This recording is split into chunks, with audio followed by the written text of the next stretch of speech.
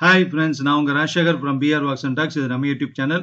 Subscribe பண்ணாமல் இருந்தீங்கன்னா கீழேயே ஒரு சப்ஸ்கிரைப் பட்டன் இருக்கும். அதை கிளிக் பண்ணிட்டீங்கன்னா கூடவே ஒரு பெல் ஐக்கான் வரும். அதையும் கிளிக் பண்ணிவிட்டு ஆல் ஆப்ஷனை செலக்ட் பண்ணிட்டீங்கன்னா நம்ம சேனல்லேருந்து போடக்கூடிய எல்லா வீடியோஸ் நோட்டிஃபிகேஷன் உங்களுக்கு வந்துடும்.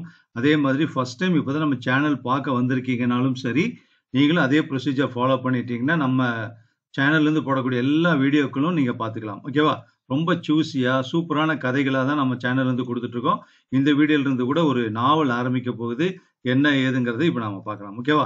இந்த வீடியோவிலேருந்து கேட்கக்கூடிய நாவல் என்ன அப்படின்னா, சுஜாதா எழுதிய அனிதாவின் காதல்கள் அப்படிங்கிற ஒரு ஃபேமிலி நாவல், ஒரு குடும்ப நாவல் தான் நம்ம பார்க்க போகிறோம். அருமையான கதை, நல்ல விஷயங்கள் அதில் சொல்லியிருக்காங்க. கேட்கலாமா? சுஜாதா எழுதிய அனிதாவின் காதல்கள் நாவல் பகுதி 1. நீர் போகும் இடத்திற்கு நானும் வருவேன், நீர் தங்கும் இடத்திலே நானும் தங்குவேன். உம்முடைய ஜனனம் என்னுடைய ஜனனம், உம்முடைய தேவன் என்னுடைய தேவன். பைபிள். மகாதேவனுக்கு அனிதா 3வது பெண். சுதாவும் சுகந்தியும் அவளுக்கு மூத்தவர்கள். சுதாவுக்கும் அனிதாவுக்கும் ஏறத்தாழ 12 வயது வித்தியாசம். சுதாவுக்கு பின் சுகந்தி பிறந்தது 2 வயது வித்தியாசத்தில். அதன் பின் ரொம்ப வருஷம் சும்மா இருந்துவிட்டு அனிதா. சுதாவுக்கு கல்யாணமாகி டெல்லியில் இருக்கிறாள். அவளுக்கு 2 பெண்கள். அச்சா அச்சா என்று இந்தியில் பேசிக்கொண்டு சோடியார் போர்யார் என்று சென்னையில் தங்க விரும்பாத வாட்ட சாட்ட பெண்கள். சுகந்தியின் கணவர் இந்தியா மேப்பில் தேடினாலும் கிடைக்காத ஜல்பாங்கிரி என்கிற இடத்தில் இருக்கிறார். அங்கிருந்து தமிழ் பத்திரிகைகளுக்கு நகைச்சுவை துணுக்குகள் அனுப்பி கொண்டிருப்பார். உதாரணம், குடும்ப கட்டுப்பாட்டுக்கு ரொம்ப நல்ல மருந்து ஒண்ணு கண்டுபிடிச்சிட்டேன்பா. என்ன மருந்து? எலுமிச்சம்பழச்சாறு. அப்படியா? எப்ப எடுத்துக்கணும்? ஆரம்பிக்கிறதுக்கு முன்னாலா இல்ல அது முடிஞ்சப்புறமா? ரெண்டுமே இல்ல முட்டாளே, அதுக்கு பதிலா. இது புரசரமாகவில்லை. சுகந்தியின் கணவருடைய ஜோக்குகளில் எல்லாம் லேசாக ஏ கலந்திருக்கும். அவர்களுக்கு சீனு என்று ஒரு பிள்ளை, 3 வயசு. 2 காலையும் உதைத்து கொண்டு அழ ஆரம்பித்தால் குறைந்தபட்சம் அரை மணி நிறுத்த மாட்டான். சுதாவின் கணவர் ரொம்ப முசுடு என்று பேரு. அதிகம் பேச மாட்டார், ஜாஸ்தி புழக்கமும் இல்லை. ஆனால் சுகந்தியின் கணவர் அதற்கு நேர் எதிர். ஒவ்வொரு வருஷமும் டிசம்பர் மாசம் லீவ் எடுத்துக்கொண்டு வந்து விடுவார். இப்போது வந்திருக்கிறார். அவர் ஊரில் எச்சில் இலையை புறக்கடையில் எறிந்தால் புலி வந்து நக்கும் என்றெல்லாம் ரீல் விடுவார். ஜேசுதாஸ் கச்சேரி எங்கிருந்தாலும் விடமாட்டார். அனிதாவை தவறாமல் ஐஸ்கிரீம் பார்லருக்கு அழைத்து கொண்டு போய் ஆள் உயர டூட்டி ஃப்ரூட்டி வாங்கி தருவார். ரொம்ப நல்லவர். பொடிநடையா போய் 1/2 லிட்டர் பாக்கெட் பால் வாங்கிட்டு வந்துருங்கோ என்று சுகந்தி கேட்டவுடன் மாப்பிள்ளை என்று பிகு பண்ணி கொள்ளாமல் போய் வாங்கி வருவார்.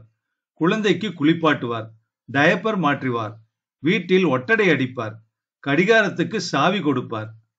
அனிதாவுக்கு அப்புறம் ஒரு தம்பி இருக்கிறான். ஜிம்பு என்று என்ன காரணத்துக்காகவோ அழைக்கப்பட்ட செண்பகராமன் நன்றாக கிரிக்கெட் ஆடுவான், லெக் ஸ்பின்னர். அனிதாவுக்கும் அவனுக்கும் எப்போதும் சண்டை. உதாரணங்கள்: அம்மா, அலமாரியிலிருந்து அனிதா 10 ரூபா எடுத்தா, நான் பார்த்தேன், பாக்கி பணம் தரல, ஞாபகம் வச்சுக்கோ. அம்மா, தெருக்கோடியில ஜிம்போட 2 கையிலையும் சிகரெட், மகாவிஷ்ணு சங்கு சக்கரம் மாதிரி வச்சுண்டு ஊதுறான், நான் கண்ணால பார்த்தேன். அம்மா, அனிதாவை இன்னைக்கு தமிழ் செல்வியோட கெயிட்ல கியூல பார்த்தேன், போயும் போய் ஒரு பாடாவது இந்தி படம், துரோகி, தமிழ் துரோகி. ஜிம்பு லீவ் லெட்டர் எழுதினால் கூட தமிழ் வாழ்க என்றுதான் ஆரம்பித்து எழுதுவான். பிகாம் படிக்கிறான். சிஏ பண்ண வேண்டும், எம்பிஏ பண்ண வேண்டும் என்றெல்லாம் அக்கவுண்டன்சி கலந்த கனவுகள். ரொம்ப செல்பிஷ். இவர்களுக்கெல்லாம் தகப்பனாரான மகாதேவன் ஒரு ஐயங்கார் கம்பெனியில் 25 ஆண்டு காலமாக அக்கவுண்டன்டாக இருந்து இப்போதுதான் சீனியர் டெபுட்டி அக்கவுண்டன்டாக பதவி உயர்ந்து நீண்ட நாள் சேவைக்காக HMT கடிகாரம் பெற்றவர். அம்மாவுக்கு அப்பாதான் எல்லாம். அவர் 1/2 கிலோவோ 1/4 கிலோவோ எவ்வளவு பீன்ஸ் வாங்கினாலும் அதற்குள் சமைத்து போட வேண்டியது அம்மாவின் கடமை. அவர் கொண்டு வரும் பணத்துக்குள் குடித்தனம் பண்ண வேண்டியது, வாங்கி வரும் பூவை சூட வேண்டியது, வாங்கி வரும் தீபாவளி புடவையை உடுத்த வேண்டியது. அவர் போட்ட சேனலில் காட்டும் டிவியை அது எம்டிவியாக இருந்தாலும் பார்க்க வேண்டியது. கொடுத்த கர்ப்பத்தை ஏற்றுக்கொண்டு அபார்ஷனோ முழுசோ எதையும் சகிக்க வேண்டியது. சில வேளைகளில் அனிதா அம்மாவையே பார்த்து கொண்டிருக்கும் போது, எதுக்குடி அலற, உன்னை பார்த்தாலே கண்ல தண்ணி வருதுமா என்பாள் அனிதா. கனவுகளின் ஆசைகளின் டிக்ஷனரி அணி. கேலண்டரை பார்த்து நீங்கள் அவள் கனவாசைகளை எதிர்பார்க்கலாம். திங்கட்கிழமை IAS படித்து திருச்சிராப்பள்ளி டிஸ்ட்ரிக்ட் கலெக்டர் ஆகி அந்த வருஷம் வெள்ளம் வந்து நிவாரணம் பண்ண குடிசையில் உள்ள ஏழைகளுக்கெல்லாம் புடவையை பாக்கெட் கொடுக்க வேண்டும் என்று ஆசை. செவ்வாய்க்கிழமை இன்டர் காலேஜ் விழாவில் அவள் நடித்த நாடகத்துக்கு வந்திருந்த டைரக்டர் பக்கத்து உசேனியா ஸ்டோர்ஸ் மளிகை கடையில் இருந்து, அனிதாமா உங்களுக்கு போன் வந்திருக்கு, யாரோ மிஸ்டர் மணிரத்னமாம். புதன்கிழமை நேஷனல் புரோகிராமில் அகால வேரை டிவியில் Bharatanatyam. The next item miss Anitha Mahadevan presents Thillana. நாளுக்கு நாள் மாறும் வானவில் மேல் ஐஸ்கிரீம் தடவிய கனவுகள். ஞாயிறு மட்டும் எண்ணெய் தேய்த்துக் கொள்வதால் கனவுகளுக்கும் விடுமுறை. ஆனால் அத்தனை கனவுகளிலும் செக்ஸ் கிடையாது. அதை பற்றி அவள் எண்ணங்கள் குழப்பமானவையே. தமிழ் சினிமாவில் முதலிரவு காட்சி வரும்போது கதாநாயகன் லேஞ்சிக்கரை வேட்டியும் பட்டு சட்டையுமாக மல்லிகை தோரணங்கள் கட்டிய படுக்கை அறையில் காத்திருக்க குஷ்புவோ கௌதமியோ உள்ளே தள்ளப்படும் போது தலை குனிந்து சீட்டில் நெளிவாள். தொடர்கதை எழுதும் எழுத்தாளர்கள் அவள் மார்பகம் விம்மி தணிந்தது என்றோ அல்லது சொல்லக்கூடாத இடங்கள் எல்லாம் படபடத்தன என்றோ எழுதுவதை படிக்கும்போது இவளுக்கு என்னவோ தூ என்று ஒரு வெறுப்பு வரும். இத்தனைக்கும் அதை பற்றி ஞான பற்றாக்குறை என்றில்லை. பயாலஜியில் ஸ்பெர்மட்டோஷோவை எல்லாம் படித்திருக்கிறாள். பிறப்புறுப்புகளின் படங்களை விளக்கமாக பார்த்திருக்கிறாள். ஆனால் அவையெல்லாம் அவளுக்கு பாட புத்தகங்களில் தான் நிகழ்ந்தன. அவள் படிக்கும் அம்மணி காலேஜ் பேர்தான் கொஞ்சம் மடிசஞ்சிய ஒழிய பெண்கள் எல்லாம் படுபயங்கரம். பல சந்தர்ப்பங்களில் அவளுக்கு உடல் கூறின் சாத்தியங்கள் தயக்கமில்லாமல் விவரிக்கப்பட்டிருக்கின்றன. மது என்கிற குஜராத்தி சேட்டு பெண்ணும் ஓமனா என்கிற மலையாள பெண்ணும் ஒரு வீடியோவை காட்ட மதுவின் வீட்டில் ஸ்தம்பித்து உறைந்து போய் கெட்ட காரியங்களை பார்த்திருக்கிறாள். இத்தனை இருந்தும் அனிதாவின் ஞானம் நேரடி அனுபவமற்றதுதான், மிகவும் குழப்பமானதுதான். அத்தனை உடைகளையும் களைந்துவிட்டு குளிக்கவே மாட்டாள். பெற்ற தாயாரிடம் கூட சில அந்தரங்கங்களை பேச மாட்டாள். அன்று காலை 7 மணிக்கெல்லாம் எழுந்து காஃபி போட்டு வைத்துவிட்டு அப்பா வாக்பை வருவதற்குள் குளித்துவிட்டு புறப்பட்டாள். தெருக்கோடியில் வருஷம் பூரா காற்றில்லாத சைக்கிள் டயரில் உறைந்துவிட்ட இஸ்திரி வண்டியில் தேய்ப்பதற்கு துணிகள் கொடுத்துவிட்டு ஓமனாவின் ஹாஸ்டலுக்கு அவளிடமிருந்து பாட்டனி நோட்ஸ் வாங்கி வர புறப்பட்ட போது தெரு ஓரத்தில் தென்னை மரம் தாழ்வாக இருக்குமே, அங்கே ஒரு சின்ன விபத்து நிகழ்ந்தது. மோட்டார் சைக்கிளில் வேகமாக வந்த பையன் ஸ்கிட் ஆகி சறுக்கி தொப்புக்கட்டீர் என்று விழுந்தான். முழங்காலை சீராய்த்து கொண்டதோடு பின்சீட்டில் வைத்திருந்த ஒரு பெட்டி எகிரி விழுந்து வாயை பிளந்து நிறைய காகிதங்களும் ஆபீஸ் பேப்பருமாக பறந்தன. அவள் காலடியில் விழுந்து சந்து முழுவதும் டியர் சார் என்று கடிதங்கள் இறைந்தன. விழுந்தவன் அவற்றை பொறுக்க முயன்ற போது அவை புழுதி காற்றில் உற்சாகமாக பறந்தன. முடிந்தவரை அனிதா அவற்றை மீட்டு அந்த பையனிடம் கொடுத்தாள். அவன் தேங்க்ஸ் என்று பெற்றுக்கொண்டு 1-2 தப்படிகள் நொண்டியிட்டும் தன் வண்டியில் ஏறிக்கொண்டு நல்ல வேலை அதிகம் அடிபடவில்லை என்று பொதுவாக சொல்லிக்கொண்டே சென்றான். அவன் போனதும் தான் ஏறக்குறைய ஒரு டைரி சைஸில் இருந்த அந்த பர்ஸை கவனித்தாள். எடுக்கலாமா வேண்டாமா என யோசித்தாள். விட்டு வைத்தால் வீதியில் யாராவது பொறுக்கிக் கொண்டு சென்று விடுவார்கள் என்று அதை எடுத்து பார்த்ததில் அதில் பணம், பிளாஸ்டிக் கார்டுகள் எல்லாம் இருந்தன. இவற்றையெல்லாம் ஹாஸ்டலில் உள்ள ஓமனாவிடம் அனிதா காட்டிய போது அவள் அதில் இருந்த டெலிபோன் நம்பருக்கு போன் பண்ணி விவரம் சொன்னாள். சற்று நேர மௌனத்திற்கு பிறகு, ஆமாம், இப்பதான் கவனித்தேன், நீங்கள் யாரு பேசுறது என்று கேட்டான் அந்த மோட்டார் சைக்கிள் பையன். என் பேரு ஓமனா, நீங்க இந்த அட்ரஸுக்கு யாரையாவது அனுப்புறீங்களா? கொடுத்துறோம் என்று அனிதாவின் அட்ரஸ் கொடுத்தாள். அவனே தொடர்ந்து, ஓகே, நான் ஆள் அனுப்புறேன், தேங்க்ஸ் ஓமனா என்றான். ஹாஸ்டல் போனை வைத்துவிட்டு, என்ன குரல் மம்முட்டி மாதிரி, ஆள் அனுப்புறதாம் என்றாள் ஓமனா. மாலை அந்த பையனே வந்து பர்ஸை வாங்கி கொண்டு போனானாம். அந்த பர்ஸை அம்மாவிடமிருந்து வாங்கி செல்லும் போது, இந்த மாதிரி ஆளுங்களை பார்க்கறது ரொம்ப ஆச்சரியமா என்று அனிதாவை புகழ்ந்து சொல்லிவிட்டு, மிக மெலிதான பிளாஸ்டிக் விசிட்டிங் கார்டையும் வினோதமாக மவுண்ட் ரோடில் இருக்கும் ஒரு தியேட்டருக்கு 2 காம்ப்ளிமெண்டரி டிக்கெட்டுகளும் கொடுத்து விட்டு போனானாம். அந்த படம் ரொம்ப நாளாக ஓடும் இந்தி படம். பாட்டு, காதல், டான்ஸ் எல்லாம் பிரமாதமாக இருக்கும் என்று ஜிம்புதான் சொன்னான். ஜிம்புவை கூப்பிட்டதில் இந்தி படம் பார்ப்பதில்லை என்று ரத்தத்தில் எழுதி சத்தியம் பண்ணி கொடுத்திருப்பதாக சொன்னான். அம்மாவும் அனிதாவும் போவதாக இருந்தது. அம்மா கடைசி சந்தர்ப்பத்தில் அப்பாவுடன் திருப்பாவை கிளாஸுக்கு போக வேண்டி இருந்ததால் அனிதா மதுவை அழைத்து கொண்டு சென்றாள். இன்டர்வெல்லில் அந்த பையன் அவர்களுக்கு ஆளுக்கு ஒரு பெப்சி கோலாவும் சமுசாவும் முதலில் அனுப்பினான். பின் அவனே வந்தபோது தன் பெயர் வைரவன் என்று தன்னை அறிமுகப்படுத்திக் கொண்டான். மது அவனிடம் பேச்சு கொடுத்ததில் அவன் தியேட்டர் சொந்தக்காரரின் பிள்ளை என்று தெரிந்தது. மது அவன் கையை குலுக்கினாள். தியேட்டரை விட்டு வெளியே வந்தபோது அம்மாவின் கடைசி தம்பி சீதாராமன் சைக்கிளுடன் காத்திருந்தான். சீதாராமன் சைக்கிளுக்கு பஞ்ச கல்யாணி குதிரைக்கு செய்வது போல் அலங்காரங்கள் பண்ணி வைத்திருந்தான். பரீட்சை பாஸ் பண்ணி கனரா பேங்கில் கிளார்க்காக இருக்கிறான். மேலும் பரீட்சைகள் எழுதி எதிர்காலத்தில் அதன் சேர்மனாகும் உத்தேசம் அல்லது சேர்மனாகும் உத்வேகம் உள்ளவன். திருவல்லிக்கேணி கங்குவார் தெருவில் ரூம் எடுத்து தங்கிக் கொண்டு பார்த்தசாரதி கோயில் பிராமின்ஸ் அசோசியேஷன் என்று அலைகிறான். ரொம்ப ஒத்தாசை. குடும்பத்துக்கு எல்லாம் வாங்கி தருவான். அக்கா பீபரி காஃபி கட்ட வாங்கிட்டு வர சொல்லியிருந்தா. வாங்கிட்டு போன போது நீ இங்கே வந்திருக்கிறதா சொன்னா.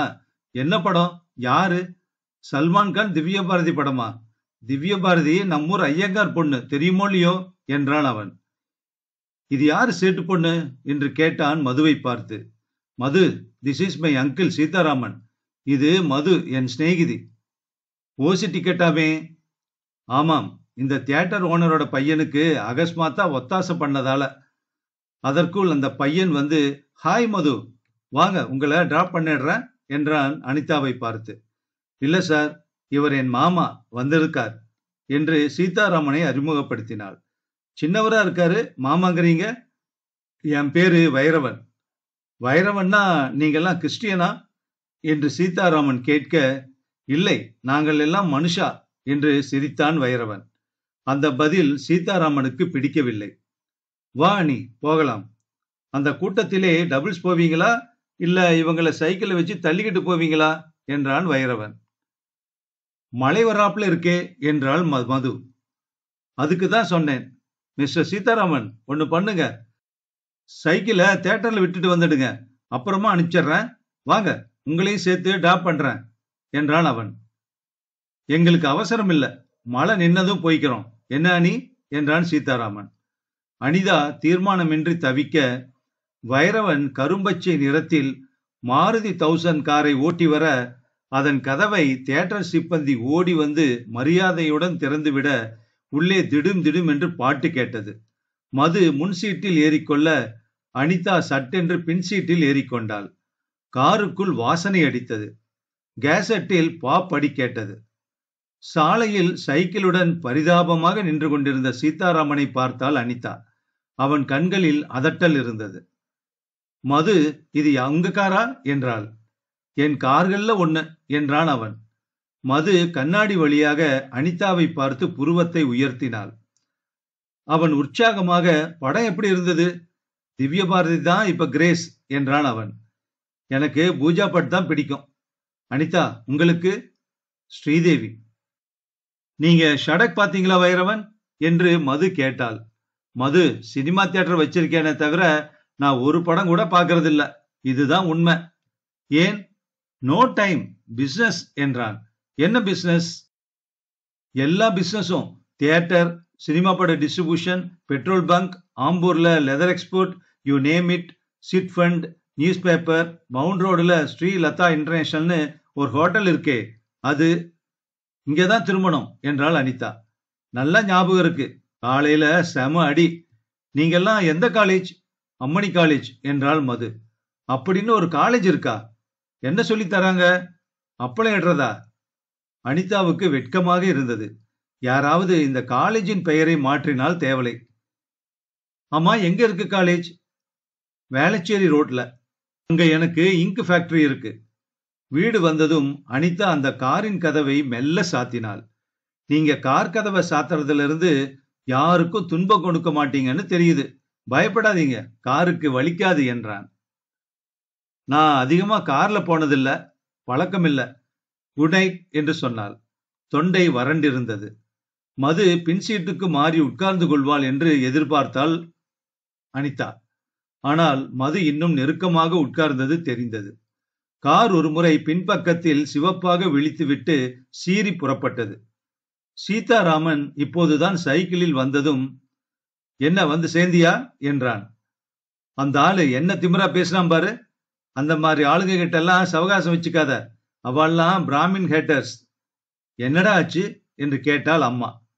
சீதாராமன், ஆல் இந்தியா பேங்கிங் பரீட்சை நடக்கிற அன்னைக்கு அஷ்டமி, நாள் நல்லாக இல்லை என்பதை பற்றி பேசிவிட்டு காஃபி கொட்ட உருட்டு கொட்ட என்று சொல்லி கொடுத்த பிறகு சாப்பிட்டு விட்டு புறப்பட்டான்.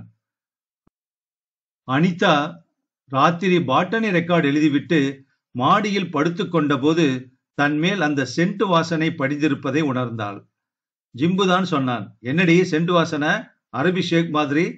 கிரிக்கெட் ஹைலைட்ஸ் பார்த்து கொண்டிருந்தவன், அசாருதீன் இந்த மாதிரி எல்லாம் கேட்ச் விடுவானா என்று நிஜமாகவே அழுதான். அனிதாவுக்கும் அழுகை வந்தது, இனம் புரியாத காரணத்துக்காக. வேளச்சேரி ரோடில் பவர் ஸ்டேஷனை தாண்டி குறுக்கிடும் பாதையில் போனால் அம்மணி காலேஜ் வரும். காலேஜை சுற்றி சுல்தான் கோட்டை மாதிரி உயரமாக கல்சுவர் எழுப்பி அதன் உச்சியில் கம்பிவேலி. படிப்பில் முதன்மையான காலேஜ். பிரின்சிபால் டாக்டர் கஸ்தூரி பொல்லாத பெண்மணி. வருஷா வருஷம் யூனிவர்சிட்டி ரேங்க் வரவில்லை என்றால் கண்ணீர் விடுவாள். ஹாண்ட்பால், பாஸ்கெட் பால், வாலிபால் போன்ற விளையாட்டுகளில் இந்த காலேஜ் டீம்கள் தென்மண்டல சாம்பியன்கள். தினம் ஒரு திருக்குறள் எல்லோரும் மனப்பாடம் பண்ணியே ஆக வேண்டும், காமத்துப்பால் தவிர்த்து. கல்லூரிக்குள் நடக்கும்போது பாவாடையில் ஸ்விஸ் சத்தம் கூட கேட்காமல் நடக்க வேண்டும். அத்தனை கெடுபிடி. ஆண்டுதோறும் டாம்செல், டான்ஸ், மியூசிக், ஸ்போர்ட்ஸ், எலெக்ஷன் என்று பெயர் வைத்த வருடாந்திர விழா நடக்கும். மற்ற காலேஜ் பாய்ஸ்களை எல்லாம் கோட்டைக்குள் ஒரே ஒரு முறை அனுமதிக்கும் தினம். இந்த வருஷம் படிப்பு அதிகம் என்று, இந்த முறை விழா இல்லை என்று பிரின்சிபால் சொல்லிவிட்டதில் மாணவிகளுக்கு கோபம். போன தடவை நடந்த ஒரு கசப்பான சம்பவம் பத்திரிகையில் வந்துவிட்டதால் அதனால் மது போன்ற பெண்களுக்கு ரொம்ப கோபம். பிரின்சிபாலுடன் சண்டை, ஸ்ட்ரைக் என்று டென்ஷனாக இருந்தது. பிரின்சிபால், ஃபெஸ்டிவலை அனுமதிக்கிறேன், ஆனால் பணம் தர முடியாது, நீங்களே வசூல் பண்ணிக் கொள்ளுங்கள் என்று சொல்லிவிட்டாள். அதனால் அதிகம் பணம் வசூலாகாது, விழா கமுக்கமாக நடக்கும் என்ற எதிர்பார்ப்பு பிரின்சிபாலுக்கு. இதை ஒரு சவாலாக எடுத்துக்கொண்டு மாணவிகள் தத்தம் பெற்றோர்களையும் கசின்களையும் மாமாக்களையும் பீத்து பிடுங்கி சேர்த்த போதிலும் 10,000 ரூபாய் தான் சேர்ந்திருந்தது. விழாவுக்கு 2.5 லட்சம் ஆகும். 10,000 வாட்ராக் ஃபெஸ்டிவல் வேறு வைக்க விருப்பம். அதனால் மதுவுக்கு அப்போது அந்த ஐடியா கிடைத்தது. அனி, அந்த ஆளு வைரவன் கொடுத்த கார்டு இருக்குதுல்ல, அந்த ஆளை பார்த்தா ரொம்ப பணக்காரன் போல இருக்கு. இன்னைக்கு சாயங்காலம் நாம் அவங்கள பார்த்து டொனேஷன் கேட்கலாம், வரியா என்றாள். அனிதா முதலில் வரவில்லை என்றுதான் சொன்னாள். கடைசி நிமிடத்தில் புறப்பட்டாள். ரஸ்ட் கலரில் சாரியும் அதற்கு பொருத்தமில்லாத பிளவுஸும் அணிந்து கொண்டு போனாள். மது பயங்கரமாக ட்ரெஸ் பண்ணி கொண்டிருந்தாள். இந்த விலாசம் ராதாகிருஷ்ணன் சாலையில் இருந்த ஆபீஸ். தானாக இயங்கும் லிப்டில் லால்குடி ஜெயராமன் இசை கேட்டது. கட்டடமே ஏசி செய்யப்பட்டு பேசினாலே உறுத்தும் போல அத்தனை அமைதியாக இருந்தது. செக்யூரிட்டி நோட்டு புத்தகத்தில் எழுத சொல்லிவிட்டு வைரவனுக்காக 8ஆம் மாடியில் புரியாத நவீன சித்திரத்தின் முன் அரை மணி உட்கார்ந்திருந்த பின் சட்டென்று வைரவன் ஒரு அறையிலிருந்து வெளியே வந்தான். கம் மது என்றான். அட, நீங்களும் வந்திருக்கீங்களா? அனிதாவை பார்த்து ஆச்சரியப்பட்டவன் உள்ளே போனதும் என்ன சாப்பிடுறீங்க என்றான். காத்திருந்ததுல 2 காபி சாப்பிட்டாச்சு. சாரி, போர்டு மீட்டிங் இருந்தது. என்ன விஷயம் என்றான் அவன். 2 செக்கில் கையெழுத்து போட்டான். எங்க காலேஜ்ல ஒரு ஃபெஸ்டிவல் நடக்குது. இதுக்கு உங்களால ஏதாவது டொனேஷன் என்று அதன் பிரவுசரை கொடுத்தாள். உங்க காலேஜ பத்தி விசாரிச்சேன். ரொம்ப கற்புள்ள காலேஜ்னு சொன்னாங்க. மணி அடிக்கிறது கூட பொம்பளைங்க தானாமே. இந்த மாதிரி ஃபெஸ்டிவல் எல்லாம் உங்க கன்னி மடத்துல நடக்குதா என்ன? ஓ, நடக்குதே. டாக்ஸ் உண்டா? சேச்சே, அது என்ன கருப்பா சிவப்பான்னு கூட தெரியாது. வெளுப்பு என்றான். மொத்த செலவு பட்ஜெட் எவ்வளவு? சுமார் 2.5 லட்சம் ஆகும். ஆனால் இந்த முறை 10,000 தான் கலெக்ட் பண்ணியிருக்கோம். அதனால கொஞ்சம் மாடஸ்டாகவே நடத்துவோம். சீதல் என்று தன் செக்ரட்டரியை கூப்பிட்டான் வைரவன். உள்ளே வந்த பெண் காற்றடித்தால் பறந்து போய் விடுவாள் போல இருந்தாள். அக்கவுண்ட்ஸ்ல இந்த அமௌண்ட்டுக்கு செக் போட்டு இவங்க கிட்ட கொடுக்க சொல்லுங்க. அவள் போனதும் சைக்கிள்காரர் வந்து சேர்ந்தாரா என்றான் அவன். அனிதாவுக்கு வெட்கமாக இருந்தது. செக் வந்தபோது அதில் 2.5 லட்சம் என்று எழுதியிருந்தது. மது அந்த தொகையை பார்த்து முகத்தில் ரத்தம் இழந்தாள். என்ன சார் இது, மொத்த அமௌண்ட்டுமே கொடுத்துட்டீங்க?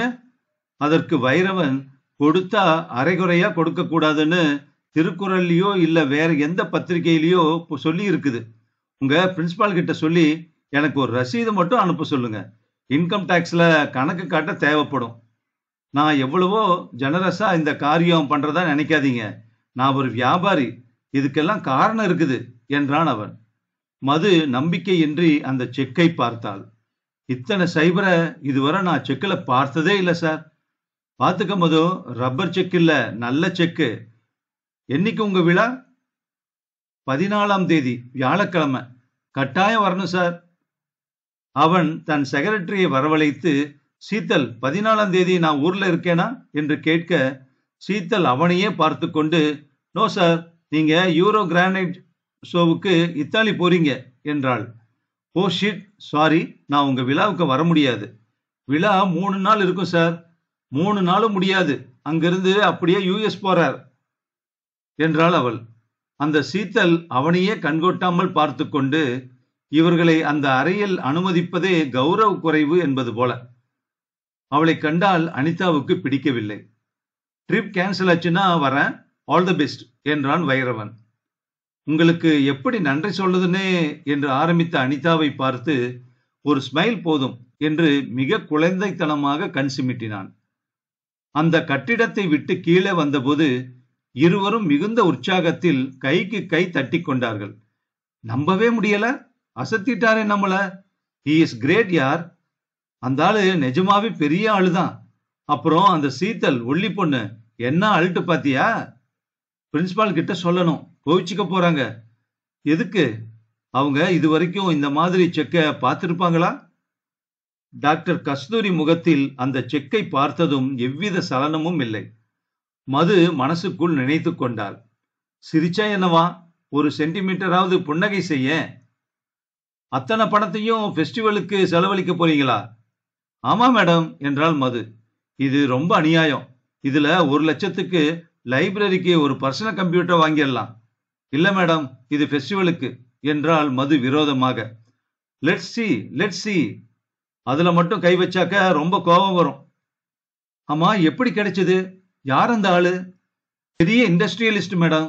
என்னவோ விஐஎல்னு கம்பெனி. பிரின்சிபால் முகம் வெளிரி போயிற்று. நீங்கள் சொன்ன அந்த ஆளு விஐஎல் இண்டஸ்ட்ரியலிஸ்ட் வைரவனியா? அவரைய பாத்தீங்க நீங்க? ஆமா மேடம். நம்பவே முடியல. 1 வருஷமா அந்த ஆளோட அப்பாயின்மெண்ட் கேட்கறதுக்கு தவிச்சுக்கிட்டு இருக்கேன். அப்ப இப்பன்னு சால்ஜாப் பண்ணிக்கிட்டே இருக்காரு. எங்களுக்கு அப்படி எதுவும் சிரமம் இல்லையே. கார்டு கொடுத்திருந்தாரு, போய் பார்த்தோம். அவர் விசிட்டிங் கார்டு உங்ககிட்ட இருக்கா? ஏன் மேடம், அவ்வளவு பெரிய ஆளா அவரு? ஓ மை காட், விழாவுக்கு வராரா அவரு? இல்ல, இத்தாலி போறதா சொன்னாரு. யார் அவரு? பிரின்சிபல் ஈஸ்வரன். அந்த பிசினஸ் வீக் போன வாரம் இஷ்யூ எடுங்க என்றார். ஈஸ்வரன் எடுத்து கொடுத்த இதழின் அட்டை படத்தில் கோட்டு டையெல்லாம் போட்டுக்கொண்டு வைரவன் சிரித்துக் கொண்டிருந்தான். பிசினஸ் வீக், இது அமெரிக்காவில் பப்ளிஷ் ஆகுது என்றால் பிரின்சிபல். இந்தியாஸ் ஃபார்ச்சூன் 1000 கம்பெனி என்று வைரவன் மார்மேல் எழுதியிருந்தது. மது, அவர் கூட இன்னொரு அப்பாயின்மெண்ட் வாங்கி தருவியா? செய்யறோம் மேடம். அவர்கிட்ட லைப்ரரி பில்டிங்குக்கு டொனேஷன் கேட்கணும். இப்ப இந்த பணத்தை விழாவுக்கு தாராளமா நல்லா நடத்துங்க. வைரவன் கான்டாக்ட் வந்ததே நமக்கு பெருமை, அதிர்ஷ்டம் என்றாள் பிரின்சிபல். 10ஆம் தேதியிலிருந்து பந்தல் போட ஆரம்பித்தாயிற்று. அனிதாவுக்கு டம்ஷராட், கொலாஜ் போன்ற ஆர்ட் சமாச்சாரங்கள் கொடுக்கப்பட்டிருந்தன. மது ரொம்ப புத்திசாலித்தனமாக rock festival, one act play, mimicry, mono acting என்று எடுத்துக்கொண்டு விட்டாள். ஸ்போர்ட்ஸுக்கு ஐரீனும் பேச்சு போட்டிக்கு அமிர்தாவும் பொறுப்பெடுத்துக் கொண்டார்கள். கவிதை போட்டியை தமிழரசியும், காலேஜ் பேரு தமிழ் அரிசி, ரிசப்ஷன் டிபார்ட்மெண்ட்டை வினோதாவும் வேளச்சேரி குஷ்பு எடுத்துக்கொண்டனர். ஹாஸ்டலுக்கு வெள்ளையடித்தார்கள். பெண்கள் பெஞ்ச் மேல் ஏறி தோரணம் கட்டினார்கள். இஷ்டத்துக்கு ரகளையாக இருந்தது. அந்த வாரம் எல்லோருமே டென்ஷனாக இருந்தார்கள். அம்மணி காலேஜில் யூனியனே கிடையாது. யூனியன் ஆரம்பிக்க வேண்டும் என்று பேச்சு புறப்பட்டது. விழாவுக்கு எக்கச்சக்கத்துக்கு என்ட்ரி வந்தது. நகரத்தின் அத்தனை காலேஜ்களும், ஐஐடி, ஆர்இசி, கோவை காலேஜுகள், சின்ன சின்ன ஊர்களில் இருந்து, தமிழ்நாடு மாநிலத்தின் அத்தனை ஜில்லாக்களில் இருந்தும் பேர் கொடுத்திருந்தார்கள். 12ஆம் தேதியே கார்களும் மோட்டார் சைக்கிள்களும் வேன்களும் பறந்தன. அவ்வப்போது ஏதாவது ஒரு மூலையிலிருந்து கைத்தட்டலும் கும்மாளமும் எழுந்தன. இளைஞர்கள் சிகரெட்டை பற்களில் கடித்துக்கொண்டு பாங்கரா டான்ஸ் போல ஆடினார்கள். உலகத்தில் உள்ள அத்தனை வாத்தியங்களும் வந்து இறங்கின. ராக் ஃபெஸ்டிவலுக்காக ஆம்பிளிஃபையர் வைத்து மேடை எங்கும் கேபிள்களும், சிந்தசைசர்களும், ராட்சச கித்தார்களும், சிக்கெலிடிக் விளக்குகளும் பொருத்தப்பட்டன.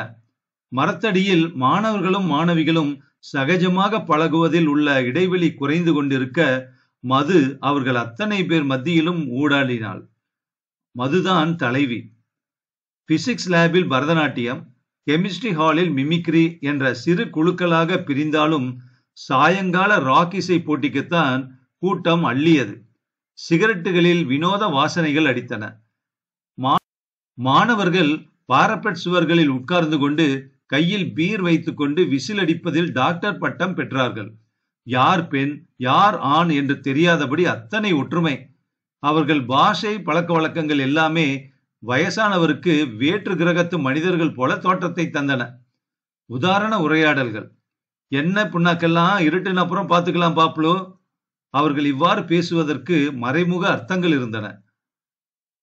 பாய் George, New Kids in the Block, Madonna, MC Hammer போன்ற மேற்கத்திய குழுக்கள் பாடிய பாடல்களை இவர்களும் பாடினாலும் நடுவே ஒரு தஞ்சாவூர் காலேஜ் குழு சுத்தமாக ராக் துடிப்பில் ரோட்டோரம் வீட்டுக்காரி என் தங்கமே தில்லாலே, ரோஜாப்பூ சேலக்காரி தங்கமே தில்லாலே, நான் வார சாமத்துல தங்கமே தில்லாலே, நாதங்கி போட்டுடாத தங்கமே தில்லாலே என்று பாடின போது பெண்கள் கூட வாயில் விரல் வைத்து விசிலடித்து பார்த்தார்கள்.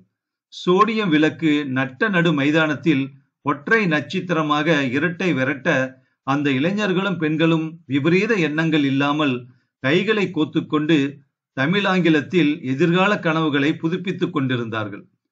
அனிதாவுக்கு டம்ஷராட்ஸ் போன்ற டியூட்டி போர் அடித்தது. மொத்தமே 6 டீம்கள் தான் இருந்தன. ஜட்ஜுகள் அக்கறை இல்லாமல் பேசிக் கொண்டிருந்தார்கள். அனிதாவுக்கு மதுவின் மேல் பொறாமையாக இருந்தது. ஏனோ அழுகை வந்தது. எப்போ முடியும் என்று அலுப்பாக இருந்தது அனிதாவுக்கு. மதுவை இளைஞர்கள் சூழ்ந்திருந்தார்கள். அவ்வப்போது அவளை முத்தமிட முயன்றவர்களை மிகவும் சாமர்த்தியமாக தள்ளி தள்ளி சமாளித்தாள். மதுதான் அந்த இடத்து ராணி. எங்கே மது என்று எல்லோரும் கேட்டார்கள். லவுட் ஸ்பீக்கர் அவ்வப்போது மது தேசாய் கண்ட்ரோல் ரூமுக்கு உடனே தொடர்பு கொள்ளவும் பிளீஸ் என்று கூப்பிட்டது. கொலாஜ் போட்டிக்கு ஏற்பாடு செய்வதற்குள் இடைவேளையில் மரத்தடியில் போய் சும்மா உட்கார்ந்திருந்தாள் அனிதா. யாரோ ஒரு இளைஞன் அங்கே கவிதை எழுதி கொண்டிருந்தான். அப்போது சைக்கிளில் வேகமாக சீதாராமன் வந்து இறங்கினான். அனி, அம்மா உன்னை அழைச்சிட்டு வர சொன்னா. எதுக்கு? எதுக்குன்னு சொல்லல, அவசரமா கூட்டிட்டு வர சொன்னா. எனக்கு நிறைய டியூட்டி இருக்கு சீதா, என்னால் இப்ப வர முடியாது. எதுக்குன்னு போய் கேட்டுண்டு வா. உன்னை பார்க்க யாரோ ஒரு பையன் வரானா. அனிதாவுக்கு இது விஷயம் அரசல் புரசலாக தெரியும். தெரியும் சீதா, நான் படிச்சுட்டே இருக்கேன்னு சொல்லு. சீதா, எனக்கு 19 வயசு தானே ஆறுதுன்னு அம்மா கிட்ட சொல்லிடு சீதா. எனக்கு இப்ப கல்யாணம் வேண்டாம்னு சொல்லிடு. அதெல்லாம் நான் சொல்ல மாட்டேன், நீயே சொல்லிக்கோ. வர முடியாதுன்னு சொல்லு. இன்னைக்கு எனக்கு ரொம்ப இம்பார்ட்டன்ட் வேலை இருக்கு. அப்பா கோவிச்சுப்பார். கோச்சுக்கட்டும், என்ன பண்ணுவா? அப்ப தீர்மானமா வரமாட்டியா? மாட்டேன். சரி, இதுக்குத்தான் பேசாம என்ன கல்யாணம் பண்ணிடுட. உன்னையா என்று அவன் கன்னத்தில் தட்டினாள். சீதாராமன் சைக்கிளில் திரும்பி போய்விட்டான். அவன் போன பிறகு அனிதாவுக்கு பயமாக இருந்தது. போய் என்னவென்று விசாரித்துவிட்டு வந்து விடலாமா? அடுத்த போட்டி ஆரம்பிப்பதற்கு இன்னும் 3 மணி நேரம் இருக்கிறதே என்று புறப்பட்டாள். அப்பா அம்மா சொன்னதை இதுவரை மீறினதில்லை. என்ன, அப்பா அடிப்பாரா? வளர்ந்த பெண்ணை அடிக்க மாட்டார். அம்மாவாவது எப்போதாவது முதுகில் மொத்துவாள். அப்பா தொடமாட்டார். ஆனால் அந்த பார்வை பார்த்தாரானால் தகிக்கும். விக்கெட் கேட்டை தாண்டிக் கொண்டு பஸ் நிலையத்துக்கு வந்து பல்லவன் ஏற்பாடு செய்திருந்த ஸ்பெஷல் பஸ் வந்ததும் ஏறிக்கொண்டாள். பஸ் காலியாக இருந்தது. பஸ் புறப்பட்டதும் எங்கே கிளம்பிட்ட என்று சத்தம் கேட்க திரும்பி பார்த்தாள் அவள். வைரவன்.